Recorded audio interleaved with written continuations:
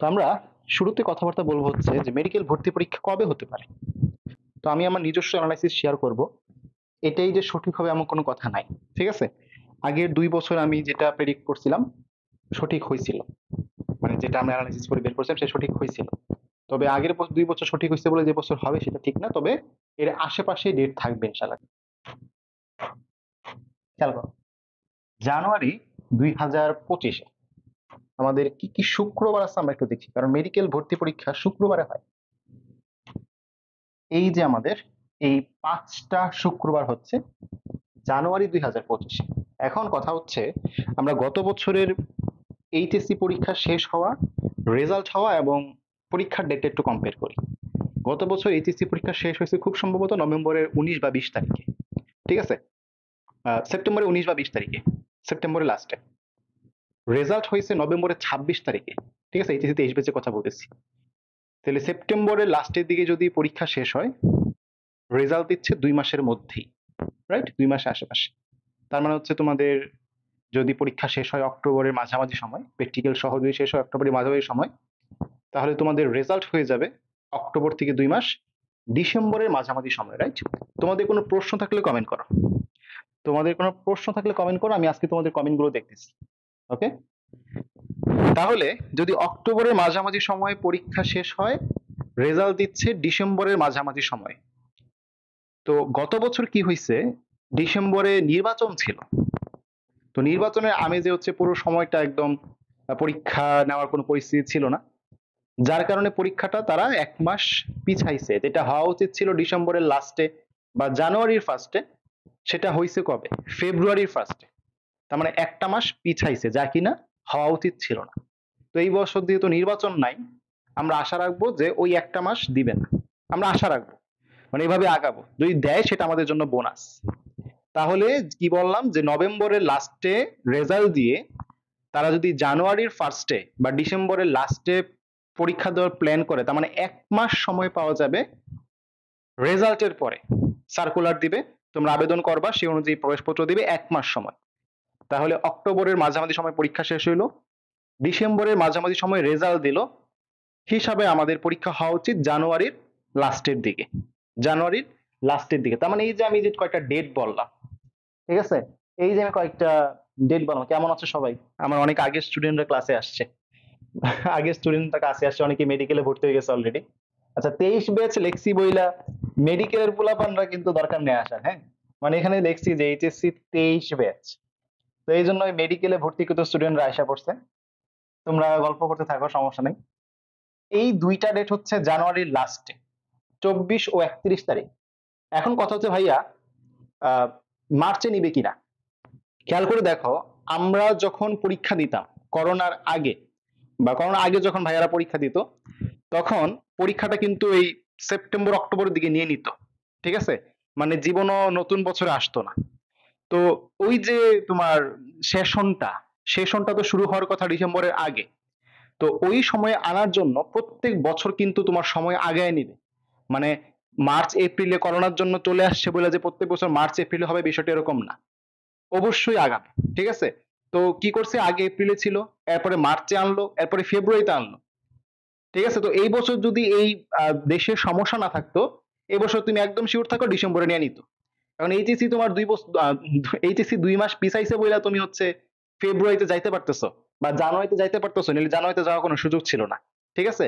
তো আমরা আশা রাখতেছি মার্চে জীবনেও যাবে না। হয় এই যে জানুয়ারির লাস্ট দুইটা ডেট ২৪ ও ৩১, অথবা ফেব্রুয়ারির যেই ফার্স্ট যেই উইকটা ৭ তারিখ, এই উইকটায় নেওয়ার সম্ভাবনা বেশি। ফেব্রুয়ারির ৭ তারিখে হওয়ার সম্ভাবনা বেশি, অথবা জানুয়ারির ২৪, ৩১। তাহলে এই ৩টা উইকের মধ্যে যে কোনো একটা উইকে তোমাদের পরীক্ষা হওয়ার সম্ভাবনা আছে। ঠিক আছে? ওকে, তাহলে আমাদের এইচএসসি ২৪ ব্যাচের করণীয় কি? তোমাদের কোনো প্রশ্ন থাকলে জিজ্ঞেস করো। আমি প্রশ্ন প্রশ্ন হচ্ছে দেখতেছি। দেখ, কোনো প্রশ্ন নাই, গল্প করতেছে বসে বসে। এই প্রশ্ন জিজ্ঞেস করো যে কোনো কিছু জানতে চাইলে। এইচএসসি ২৪ ব্যাচের করণীয় কি? শর্ট সিলেবাসে যদি গ্যাপ থাকে তোমাদের এক ধরনের করণীয়, যদি শর্ট সিলেবাসে গ্যাপ না থাকে তোমাদের আরেক ধরনের করণীয়, আর তুমি যদি ২৩ ব্যাচের হও তোমার করণীয় আরেক ধরনের, কারণ তোমার তো এইচএসসি পরীক্ষা নেই। তাহলে আমরা প্রথমে কথা বলতেছি যদি তোমার শর্ট সিলেবাসে গ্যাপ থাকে। কোথায় গ্যাপ থাকে? শর্ট সিলেবাসে যদি গ্যাপ থাকে। ওকে, ধরলাম তুমি বায়োলজি উদ্ভিদ সাহিত্যত্ব পারো না, তো তুমি কেন এখন উদ্ভিদ প্রজনন পড়বা? বুঝো কিন্তু বিষয়টা, কারণ তোমার এইচএসসি পরীক্ষা সেপ্টেম্বরের 12 তারিখ থেকে। তুমি বায়োলজিতে কোষ ওয়ের গঠন ভালোভাবে পারো না, তো তুমি কেন এখন কোষ রসায়ন পড়বা? রাইট? তাহলে তোমার প্রথম কাজ হবে শর্ট সিলেবাস গুলো এমন ভাবে শেষ করা যেন এখান থেকে বড় অপশনের প্রশ্ন আসলে তুমি পারো। বড় অপশনের প্রশ্ন কেমন আসে? নিচের কোনটি গলগি বডির জন্য সত্য, নিচের কোনটি নিউক্লিয়াসের জন্য সত্য নয়, নিচের কোনটি সেন্ট্রোসোমের ক্ষেত্রে সত্য, এই টাইপের প্রশ্নগুলো, যে চারটা অপশন যখন বড় বড় লাইন তুলে দিবে, ওই টাইপের প্রশ্নগুলো তুমি যেন পারো ওইভাবে অধ্যায়গুলো শেষ কর। এবং আমি কিন্তু একটা তোমাদের গাইডলাইন সেশন নিছিলাম এই সেই 24 ব্যাচের জন্য, কিছু বায়োলজি কিছু চ্যাপ্টার আমি মার্ক করে দিয়েছিলাম, যে এই চ্যাপ্টারগুলো ম্যাক্সিমামের প্রবলেম থাকে, যেমন কোষের গঠন, তারপরে নগ্নবীজি আবৃতবীজি যে সেকেন্ড পার্টটা, আবৃতবীজি পার্টটা, তারপর উদ্ভিদ সাহিত্যত্ব, বোটানিতে প্রবলেম থাকে, জুলজিতে প্রবলেম থাকে, অনেকে রক্ত চ্যাপ্টারটা কম পারো, অনেক হচ্ছে হাড্ডি চ্যাপ্টারের হাড্ডিগুলোর নাম জানো না, তারপর অনেকে হচ্ছে জিন তত্ত্বের অনুপাত গুলো জানো না, তো এইরকম ছোট ছোট, অনেকে ঘাস ফড়িং পারো না, এই ছোট ছোট প্রবলেম গুলো আগে সলভ করবা। তোমার যদি মনে হয় যে না আমার হচ্ছে এই এগুলো কোনো প্রবলেম না, আমার কেমিস্ট্রিতে প্রবলেম, জৈব রসায়ন পারি না, তো তুমি আগে জৈব রসায়ন পড়বা, পরে গিয়ে তুমি ল্যাবরেটরি অধ্যায়টা পড়বা, কারণ তোমার এইচএসসি পরীক্ষা আগে আছে এখনো, এইচএসসি তোমার প্লাস পাইতে হবে, ঠিক আছে? তো এই যে বিষয়টা, শর্ট সিলেবাসে গ্যাপ থাকলে তুমি শর্ট সিলেবাসে গ্যাপ আগে কভার করবা। তোমার যদি মনে হয় যে না আমার খুব কম গ্যাপ, আমার মাত্র 2টা চ্যাপ্টার গ্যাপ, হ্যাঁ, তাহলে তুমি হচ্ছে এখন শর্টের বাইরে 2টা চ্যাপ্টার পড়ে রাখতে পারো। তুমি হচ্ছে মনে করো 7 দিন, নেক্সট 7 দিন মনে করো তুমি শর্ট সিলেবাসের বাইরে 3-4টা চ্যাপ্টার শিখলা। তুমি 20 তারিখ থেকেই কয় তারিখ, 15 তারিখ, তুমি 22 তারিখ থেকে শুরু করে তুমি হচ্ছে এইচএসসি প্রিপারেশন শুরু করে দিলা 20 দিন আরাম সময় এইচএসসি প্রিপারেশন নেওয়ার জন্য, কারণ তোমার পরীক্ষার মাঝেই বন্ধ হয়েছে, তুমি প্রিপারেশন নিয়েই ছিলা, পরীক্ষা হবে, তাই না? তো শর্ট সিলেবাসে গ্যাপ থাকলে এক্সট্রা সিলেবাস এখন পড়ার দরকার নাই, ঠিক আছে? তুমি বরং কি করতে পারো, তুমি হচ্ছে যে চ্যাপ্টার গুলো গ্যাপ আছে এগুলো মেডিকেল লেকচার দেখতে পারো।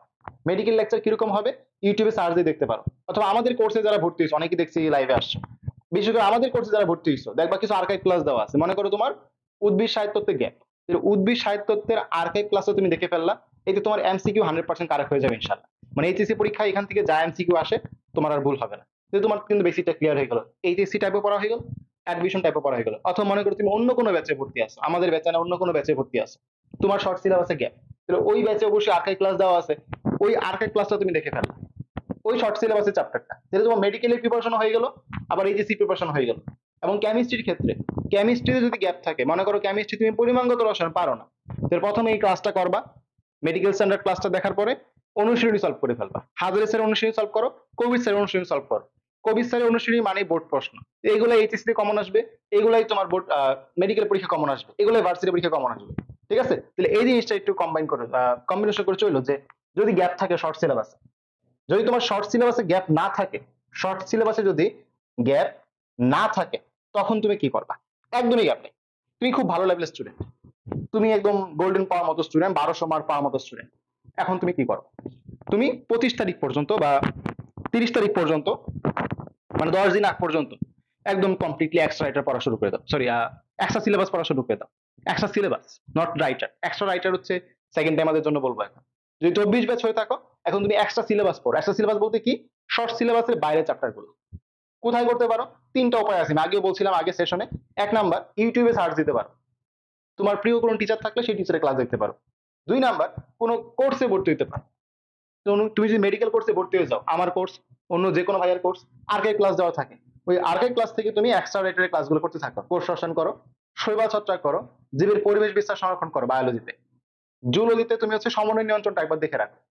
যদি তুমি অনেক ভালো লেভেলের স্টুডেন্ট হও, তোমার কনফিডেন্স তুঙ্গে, এইচএসসি প্লাস পাবাই, তখন তুমি এই 15 দিন এই কাজটা করতে পারো, পরে 10 দিন তুমি আবার এইচএসসি প্রিপারেশন শুরু করলা, ঠিক আছে? তো এটা হচ্ছে যদি তোমার শর্টে গ্যাপ না থাকে, শর্টে একদমই গ্যাপ নাই, তখন হচ্ছে তোমার জন্য এইটা।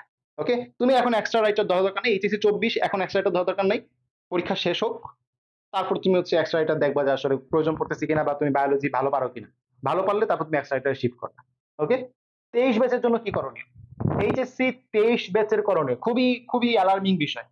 এইচএসসি 23 ব্যাচ কিন্তু অনেকটাই পিছিয়ে গেছে, ঠিক আছে? এইচএসসি 23 ব্যাচ কিন্তু অনেকটাই পিছিয়ে গেছে। তো কেমন পিছিয়ে গেছে? কৃষি পরীক্ষা হওয়ার কথা ছিল আরো 2 মাস আগে, জুলাইয়ের 21 তারিখ পরীক্ষার কথা ছিল, আচ্ছা আগস্টের 15 তারিখ, মানে 1 মাস আগে, তাই না? তো 1 মাসে যদি তোমার কৃষি পরীক্ষাটা হয়ে যেত, একদম সবাই ধারছে একদম সেকেন্ড টাইম প্রিপারেশন শুরু করে দিত। আমি শিওর যে যদি 100 জন সেকেন্ড টাইম প্রিপারেশন শুরু করে দিত, তার মধ্যে 90 জনই এখন হচ্ছে প্রিপারেশন শুরু করতে পারেনি, 10 জন হয়তো শুরু করছে, বাকিরা এই হেলে দুলে চলতেছে। রাইট? তো এই যে তোমাদের একটা গ্যাপ পড়ে গেছে, তোমরা কিন্তু সেকেন্ড টাইমার, 5 মার্ক কিন্তু থাকবে না। এই 5 মার্ক কোথায় কভার করতে পারো? সেকেন্ড টাইমাররা 5 মার্ক কোথায় কভার করতে পারে? যদি তুমি বোটানি বড় অপশনের প্রশ্নগুলো অ্যাডভান্টেজে থাকো, তাহলে বোটানি তুমি 2টা প্রশ্ন অন্য থেকে বেশি পারবা, বড় option plus extra right. Botany 2টা প্রশ্ন অন্য থেকে বেশি পারবা। তুমি যদি ইংলিশে মাস্টার বইটা ভালো মতো সলভ করতে পারো, আমি আবারও বলতেছি ইংলিশে মাস্টার বইটা, কারণ তুমি মনে করো অফলাইনে কোচিং এ ভর্তি হইলা, আমি তো তোমার একটু মানে আমি যদিও জ্যোতিষী না, তাও একটু ভবিষ্যৎবাণী করতেছি। তুমি একজন স্টুডেন্ট যে কিনা অফলাইনে, অবশ্যই অফলাইনেই মেনশন করলাম, স্পেসিফিক ভাবে মেনশন করলাম, অফলাইনে তুমি কোচিং এ ভর্তি হইলা, কোচিং থেকে প্রতিদিন একটা চ্যাপ্টারের একটা পড়া দেয় এবং সেখান থেকে বইয়ের কিছু গ্রামার পড়া দেয়, রাইট? দেয় কিনা? এবং কিছু জিকে পড়া দেয়, কোনো ক্লাস হয় না। আমি শিওর 95% স্টুডেন্ট ওই ইংলিশটা জাস্ট চোখের শান্তির জন্য চোখ বুলায় চলে যায়, যে চোখ বুলায় যাই দেখি কি প্রশ্ন আসে, কোচিং এ যাই দেখবো কি আসে। মিলে কিনা কথাগুলো একটু সেকেন্ড টাইম আর একটু বলো। তুমি অফলাইনে কোচিং এ ভর্তি হইছো, আজকে মনে করো কোর্স রসায়ন পরীক্ষা, সাথে রাইট ফর্মের ভাব দিয়ে দিচ্ছে, প্রাচীন বাংলা ইতিহাস দিয়ে দিচ্ছে, কোর্স রসায়ন পড়তে পড়তে জীবন যায় যায় অবস্থা, ইংলিশ কখন পড়বো? তো একবার চোখ বুলায় যায়, আমার কাছে যে ছোট বইটা দিছে এটা আমি একবার চোখ বুলায় যাই, না আছে কোনো প্রশ্ন সলভিং, না আছে কিছু। এইভাবে তোমার দেখতে দেখতেই 2 থেকে 2.5 মাস চলে যাবে। পরীক্ষা বাকি আছে যখন 1 মাস, তখন তোমার মাথার মধ্যে হঠাৎ করে আসলো যে আমি তো ইংলিশের কিচ্ছু পড়ি নাই, আমি ইংলিশের কিচ্ছু পড়ি নাই, তাহলে ইংলিশ আমি কোনো মতে যেন 6 থেকে 7 পাই, এরকম একটা প্রিপারেশন দরকার। কখন মনে হবে এটা? যখন 1 মাস বাকি। ওই 1 মাসে 6-7 পাওয়া সম্ভব, বাট তুমি যদি আরো 1 মাস আগে শুরু করতা, বা যদি এখন থেকে শুরু করো, ইংলিশে মাস্টার বইটা সলভ করবা। কোন বই? মাস্টার বই। অ্যাপেক্স সলভ করার দরকার নেই, অ্যাপেক্স গোছানো না। Master by Jahangir Alam, master আমাদের বই না, আমরা আমাদের বইয়ের প্রমোশন করতেছি না, একজন আমাদের শ্রদ্ধেয় স্যারের লেখা বই, মাস্টার বাই জাহাঙ্গীর আলম। এখানে সকল চাকরির প্রশ্ন, ব্যাংকের প্রশ্ন দেওয়া আছে, এইটা সলভ করবা। এখন যদি মনে হয় যে না এই বই অনেক মোটা, নিজে সলভ করা সম্ভব না, ওকে ফাইন, আমাদের কোর্স দেখো। তুমি প্রতিদিন যাওয়া আসা করে যে টাকা খরচ করো, তার থেকে কম টাকা হচ্ছে আমাদের কোর্সে। কই গেল? তোমার ভোকাবুলারি সমস্যা, ইংলিশ ভোকাবুলারি নয়, এটা কোর্সের প্রমোশন করতেছি না, কোর্সে ঢুকলেই বুঝতে পারবো যে কি লেভেলের কাজ আমরা করাই। ইংলিশ ভোকাবুলারি দরকার, আলাদা কোর্স নাও, গ্রামার দরকার, আলাদা কোর্স নাও, কোনো সমস্যা নেই। তুমি যে টাকা কোর্সে ইনভেস্ট করবা, তার থেকে 10 গুণ বেশি উপকৃত হবা, বিশেষ করে ইংলিশে আমি বলতেছি বারবার। সেকেন্ড টাইমার হলে ইংলিশ মাস্ট, ইংলিশের টার্গেট থাকবে 15, তুমি কেন 5 বা 6 পর চিন্তা করবা? টার্গেট থাকবে 15। ইংলিশ কি তোমার আকাশ থেকে প্রশ্ন আসবে? স্যাররা একটা প্রশ্ন বানায় দেয় না, সব প্রশ্ন কপি করে, চাকরির প্রশ্ন, ব্যাংকের প্রশ্ন, ভার্সিটি প্রশ্ন কপি করে। তো 15টাই যখন কমন পড়ে, তুমি কেন 15 পাবা না? ভালো মতো ইংলিশ পড়বা, ঠিক আছে? তাহলে এই যে সেকেন্ড টাইমার, বোটানিতে 2 মার্ক কভার করলাম ফার্স্ট টাইমারদের তুলনায়, ইংলিশে তুমি যদি 15 বাদ দিলাম, 13 যদি পাও, তাহলে তুমি ফার্স্ট টাইমার থেকে 3 বা 4 বেশি পাই ফেলছো।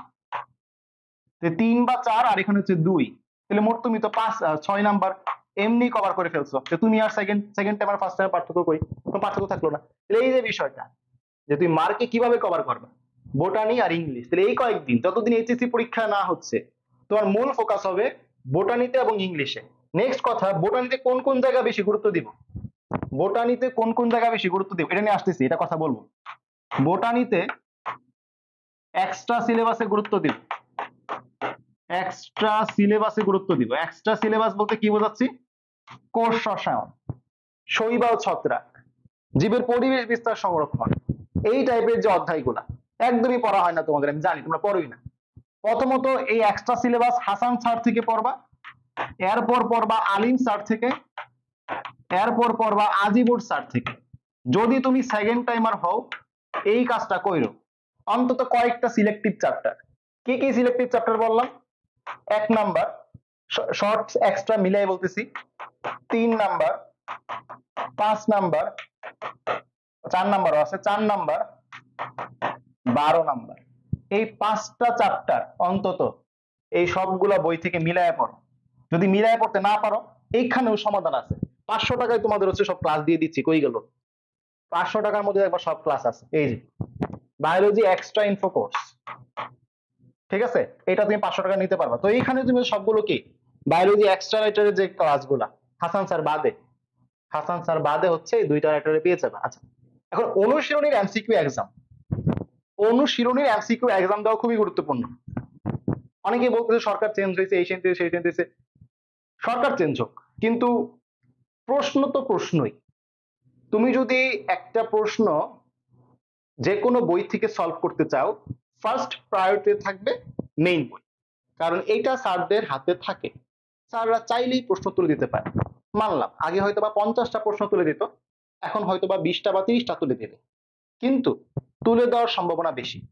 আমি তর্কের খাতিরে আরো মানলাম যে কোনো প্রশ্ন তুলে দিবে না, কিন্তু এই বইগুলোতে যে পরিমাণ ভালো ভালো এমসিকিউ আছে, তপন স্যার, ইসাক স্যার, হাজারি স্যার, কবির স্যার, যেই পরিমাণ সুন্দর সুন্দর এমসিকিউ আছে, এগুলো সলভ করলে তোমার বইটাই মানে রিভিশন দেওয়া হয়ে যায়। টাইপ ধরে ধরে আমি একটা গাইডলাইন ভিডিওতে দেখাইছিলাম হাজারি স্যারের জৈব রসায়নে টাইপ ভিত্তিক আলাদা করে দেখাইছিলাম, তোমাদের মনে আছে কিনা? টাইপ ভিত্তিক আলাদা করে দেখাইছিলাম যে জৈব রসায়নে 1 নাম্বার প্রশ্ন আসছে এই টপিক থেকে, 2 নাম্বার প্রশ্ন এই টপিক থেকে অনুশীলনে, তারপরে 3 নাম্বার প্রশ্ন এই টপিক থেকে, এইভাবে সবগুলো মানে 150টা প্রশ্ন আমি টপিক ভিত্তিক আলাদা করে দিয়েছি, যে 46 নাম্বার, 70 নাম্বার আর 80 নাম্বার বাইটা মানে বললাম আর কেন মানে এই 3টা প্রশ্ন ওই টপিক থেকে, এইভাবে সবগুলো ভাগ করে দিয়েছি। তো তুমি যেভাবে ভাগ করে পড়ো, পড়তেও মজা লাগবে, একটা মানে আগ্রহ কাজ করবে যে দেখি কোনটা কোন টপিক থেকে আসছে, প্লাস পড়া হয়ে যাবে। ওই টপিকগুলো তুমি তখন বই থেকে পড়ে নিবা। তাহলে অনুশীলনীর এমসিকিউ পড়া গুরুত্বপূর্ণ, এক্সাম দেওয়া গুরুত্বপূর্ণ। ঠিক আছে? এক্সাম কই দিবা? দুইটা উপায় আছে। একটা হচ্ছে ফ্রিতে, ফ্রিতে যদি এক্সাম দিতে চাও তাহলে টেলিগ্রাম বট আছে, টেলিগ্রামে গিয়ে সার্চ দিবা, টেলিগ্রামে গিয়ে সার্চ দিবা অনুশীলনী এমসিকিউ বট, টেলিগ্রামে সার্চ দিবা অনুশীলনীর এমসিকিউ, মনে হয় ইংলিশে লিখছি নাকি? ও না, এটাও ইংলিশে। অনু যেমনি লাগবা, অনুশীলনীর এমসিকিউ, আমার নিজের বানানো, ঠিক আছে? অনুশীলনীর এমসিকিউ বট, এটা লিখে সার্চ দিও। কোথায়? টেলিগ্রামে সার্চ দাও, যদি না পাও আমার ইনবক্সে নক দিও, সমস্যা নেই। এটা হচ্ছে ফ্রিতে, কমপ্লিট ফ্রি, সবগুলো বইয়ের উপরে এক্সাম দিতে পারবা। আর যদি পেইড ভাবে ওয়েবসাইটে যদি এক্সাম দিতে চাও, যদি ওয়েবসাইটে এক্সাম দিতে চাও মানে একদম মার্ক শো করবে, তারপর হচ্ছে কোনটা কোনটা ভুল কেস একদম ভালো মতো শো করবে, তাহলে হচ্ছে এখানে ঢুকবা, shabasedu.github.io, এখানে ঢুকবা। এখানে একটা কোর্স আছে, মিনি কোর্সের মধ্যে তুমি যাবা, এই যে এটা কই গেল, অনুশীলনীর এক্সাম আছে। তো এখান থেকে তুমি অনুশীলনী এক্সাম গুলো ওয়েবসাইটে দিতে পারবে। এটা হচ্ছে পেইড আর এটা হচ্ছে ফ্রি। এই যে এটা হচ্ছে ফ্রি, অনুশীলনীর এমসিকিউ বট। ঠিক আছে? না পাইলে আমার ইনবক্সে নক দিও, আমি এই লাইভ শেষে লাইভের কমেন্টে দিয়ে দিব না, সমস্যা নেই। তাহলে এইটা দিয়ে কি হইলো, অনুশীলনী এমসিকিউ কভার হইলো, তারপর বোটানি কভার হলো। আর ইংলিশের জন্য তো বললাম মাস্টার বই সলভ করবা, নিজে সলভ না করতে পারলে আমরা আছি। ঠিক আছে? ওকে, তাহলে এইগুলো হচ্ছে সেকেন্ড টাইম আমাদের জন্য কিছু কথাবার্তা। আর হচ্ছে কোর্সের জন্য যে এই নাম্বারে পাঠাবা, এই যে এই নাম্বারগুলোতে পাঠাবো। ঠিক আছে? আর নাম্বার যদি না পাও তাহলে আমাকে ইনবক্সে নক দিবা, তাহলে হবে। কোনো প্রশ্ন থাকলে জানাও তো, আমি তোমাদের প্রশ্নগুলো দেখি। জিকে ইংলিশের জন্য কোন বই? ইংলিশের জন্য মাস্টার বই, ইংলিশের জন্য মাস্টার বই। জিকে এর জন্য কি কি বই? আচ্ছা ওকে, একটু দাঁড়াও। জিকে এর জন্য তুমি কয়েকটা বিষয় ফলো করতে পারো। একটা হচ্ছে MP3, MP3 মধ্যে একটা ঝামেলা আছে। কি ঝামেলা জানো? এটার মধ্যে তোমার অনেক বেশি টপিক। তো তুমি যদি আমার কোর্সে ভর্তি না থাকো তাহলে MP3 নেওয়ার দরকার নেই। যদি তুমি আমার কোর্সে ভর্তি না থাকো, তুমি বাইরের স্টুডেন্ট, তুমি হচ্ছে আমার ফ্রি ক্লাসগুলো দেখো, তুমি MP3 কিনবা না। তুমি কোনটা কিনবা? হয়তো ওই কোর্সে যেটা পড়ায় সেটা, আর না হলে যদি কোর্সে না পড়ায় বা এক্সাম ব্যাচে যদি থাকো তাহলে হচ্ছে মেডি জ্ঞান কোর্স কিনতে পারো। মেডি জ্ঞান কোর্স, এটা সম্ভবত জয়কলি পাবলিকেশনের, এই বইটা ভালো। এছাড়াও রেটিনা ডাইজেস্টের বইগুলা বাইরে কিনতে পাওয়া যায়। রেটিনা ডাইজেস্টের বই, শব্দ হচ্ছে কারণ আমার এই কলমটা আসলে স্মার্ট বোর্ডের কলম না, আমার কলম মনে হয় বিলাই নিয়ে চলে গেছে, অনেক দুষ্ট বিড়াল, বুঝছো? তো কি বললাম, রেটিনা ডাইজেস্টের জিকে বইটা ভালো, বাজারে কিনতে পাওয়া যায়, ভর্তি হইতে হবে না কোচিং এ। মেডি জ্ঞান কোর্স সম্ভবত, খুব সম্ভবত জয়কলির। ঠিক আছে? আর MP3 হচ্ছে তখন যখন তুমি আমার কোর্সে ভর্তি থাকবা, কারণ আমার কোর্সে ভর্তি থাকলে তুমি এটা খুব সহজেই রিভাইজ করতে পারবে, আমি গাইডলাইন দিব এই বিষয়ে। আমার কোর্সে থাকলে তখন হচ্ছে MP3, কারণ আমি এটার বিষয়ে একদম দাগায় টাগায় সব গাইডলাইন দিয়ে দিব, রাফি ভাইও আছে। আর যদি কোর্সে না থাকো তখন এটা, না হয় এটা। ওকে, আর কোনো প্রশ্ন? কোনো প্রশ্ন? এরপর হচ্ছে এই তোমাদের প্রশ্ন দিকে আসতেছে না। রাফি, কোনো প্রশ্ন থাকলে একটু বলো তো, যে কমেন্টের মধ্যে কোনো প্রশ্ন আছে কিনা। প্রশ্ন না থাকলে আমরা লাইভ এই পর্যন্তই। হ্যাঁ, আমরা যা যা বলছি গুরুত্বপূর্ণ সব কথা বলে দিছি। এইচএসসি 23-এর প্রিপারেশন নিয়ে কথাবার্তা বলছি, এইচএসসি 24-এর প্রিপারেশন নিয়ে কথাবার্তা বলছি। ওকে, এবং গাইড তোমার হচ্ছে কখন যদি কোনো বেসিকে গ্যাপ থাকে তখন কি করবা, বেসিক গ্যাপ না থাকলে কেউ সেটা বলে দিছি। যারা পরে আসছো শুরুর দিকে হচ্ছে এই যে ম্যাট এক্সাম কবে হতে পারে, এই যে আমি বলতেছিলাম। যারা পরে আসছো ম্যাট এক্সাম কবে হতে বলতেছি আবার, দাঁড়াও। জিকে এর জন্য আলাদা কোর্স আছে কিনা, হ্যাঁ জিকে এর জন্য আলাদা কোর্স আছে, আমি দেখাই। জিকে এর জন্য কোর্স হচ্ছে এই যে জিকে কোর্স, দেখা যাচ্ছে কিনা, সম্ভবত দেখা যাবে কারণ পুরোটাই তো কভার হয়। এই যে জিকে কোর্স, এটা প্রাইস হচ্ছে তোমার 500 টাকা। হ্যাঁ, মানে আমি একটু ব্রেকডাউন করি, প্রাইসটা ব্রেকডাউন করি। আমাদের ফুল জিকে ইংলিশ কোর্স, তুমি যদি ফুল জিকে ইংলিশ কোর্স নাও, এটা হচ্ছে 1700 টাকা। এখানে তিনটা জিনিস, ইংলিশ গ্রামার, ইংলিশ ভোকাবুলারি, আর একটা জিকে। তো আমরা তিনটা এই 1700 টাকাকে 3 ভাগে ভাগ করছি, 1700-কে 3 ভাগে ভাগ করছি। গ্রামার নিছি 600, কারণ অনেকেই সবগুলো একসাথে নিতে চায় না, 1700 টাকা অনেকেই ভর্তি হতে চায় না, তাদের জন্য ভাগ করছি। ভোকাবুলারি নিছি 600, জিকে নিছি 500। কথা কি বুঝতে পারছো? তাহলে যোগ করলে কত হয়? 1700 হয়। তাহলে কারোরই কোনো লস হইলো না, ভাইঙ্গা নিলেও একই কথা, একসাথে নিলে একই কথা। বুঝতে পারছো? তো ওই ফুল জিকে ইংলিশও আছে, জিকেও আছে। কোথায় পাবা এগুলো ডিটেলস, কই পাবা? ডিটেলস পাবা হচ্ছে যেখানে ঢুকবা, এটা স্ক্রিনশট মেরে রাখো, একটা স্ক্রিনশট তুলে পরে রাখতে পারো, shabash.edu.github.io। ঠিক আছে? এছাড়াও এই এই লাইভে দেখবা পিন করা আছে, এই লাইভে পিন করা আছে। একজন প্রশ্ন করছিল ভর্তি পরীক্ষা কবে হইতে পারে, জানুয়ারির শেষ 2 দিনে, 24-31 লাস্ট উইকে, অথবা ফেব্রুয়ারির ফার্স্ট উইকে 7 তারিখ হওয়ার সম্ভাবনা বেশি। ওকে, আর কোনো প্রশ্ন? বঙ্গবন্ধু টপিক বাদ দিয়ে দিব কিনা? বঙ্গবন্ধু আমাদের মুক্তিযুদ্ধের জন্য যা কিছু করছে সেগুলো গুরুত্বপূর্ণ, মুক্তিযুদ্ধের জন্য যা কিছু করছে সেগুলো গুরুত্বপূর্ণ। মুক্তিযুদ্ধ বাদে ব্যক্তি জীবনী আর পড়ার দরকার নেই। ব্যক্তি জীবনী মানে বঙ্গবন্ধুর কি বলে, যখন উনি কলেজে পড়তেন, কলেজে কোন হোস্টেলে থাকতেন, কত নাম্বার রুম, এইসব বিষয় লাগবে না। ঠিক আছে? ভোকাবুলারি কিভাবে পড়বো, ভোকাবুলারি কিভাবে পড়বা এটা নিয়ে আলাদা একটা ভিডিও আছে। হ্যাঁ, কার্ড সিস্টেম একটা ভিডিও আছে, আমি এটা শেয়ার করে দিব। যেই আমার কমেন্টটা করছো আমি হচ্ছে লাইভ শেষে তোমাকে হচ্ছে রিপ্লাই দিয়ে দিব। ঠিক আছে? একটা আলাদা ভিডিও আছে কার্ড সিস্টেমে ভোকাবুলারি। ওকে, আর কারো কোনো প্রশ্ন থাকলে একটু জানাও, নাহলে আমরা হচ্ছে লাইভ এখানে শেষ করে দিব। তোমরা কমেন্ট করে রাখতে পারো, আমি কমেন্ট শেষেও কমেন্টে রিপ্লাই দেবো, সমস্যা নেই। ওকে, তো আমাদের আজকে লাইভ এই পর্যন্তই। সামনে আবার একটা টপিক নিয়ে আসবো ইনশাল্লাহ, বিশেষ করে আমাদের বোটানি জুলজির যে অ্যানালাইসিস সিরিজটা চলতেছিল, এটা আবার কালকে আমরা নিব। ঠিক আছে? ডেন্টাল একটা ইউটিউবে রেকর্ড পেয়ে যাবে। এছাড়া মেডিকেলের যে 2022 সালের প্রশ্ন, মেডিকেলের 23টা দেখাইছি, বোটানিতে মেডিকেলের 22 সালের প্রশ্ন নিয়ে কালকে রাতে ইনশাল্লাহ লাইভে আসবো। ঠিক আছে? তো আবার কথাবার্তা বলবো ইনশাল্লাহ। আসসালামু আলাইকুম। টেলিগ্রাম গ্রুপ, টেলিগ্রাম গ্রুপের জন্য ইনবক্সে নক করো, টেলিগ্রাম গ্রুপ ইনবক্সে দিয়ে দিব, সমস্যা নেই।